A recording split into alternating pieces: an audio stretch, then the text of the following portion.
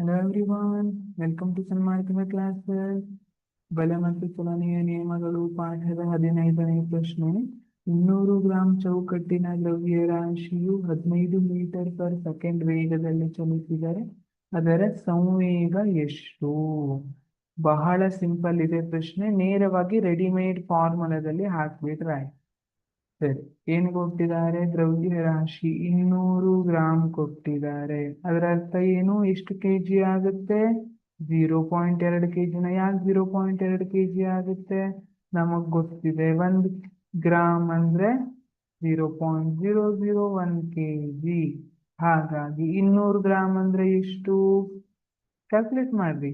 200 into 0.001 ಎಷ್ಟು ಬರುತ್ತೆ? ಇಷ್ಟೇ ಬರುತ್ತಾ? 0.2 ಕೆಜಿ ಬರ್ತಿದ್ಯಾ? ಹೌದು.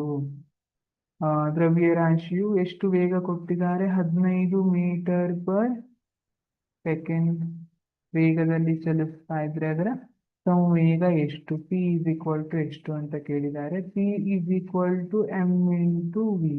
ಎಂ ವ್ಯಾಲ್ಯೂ ಎಷ್ಟು? 0.2 ಕೆಜಿ ಇಂಟು ವಿ ವ್ಯಾಲ್ಯೂ ಎಷ್ಟು? 15 ಮೀಟರ್ ಪರ್ ಸೆಕೆಂಡ್. ಹಾಗಾಗಿ ಎಷ್ಟು ಬರ್ತಿದೆ?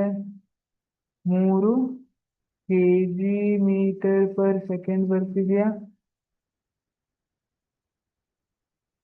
ಸಂವೇಗ 3 ಕೆಜಿ ಮೀಟರ್ ಪರ್ ಸೆಕೆಂಡ್.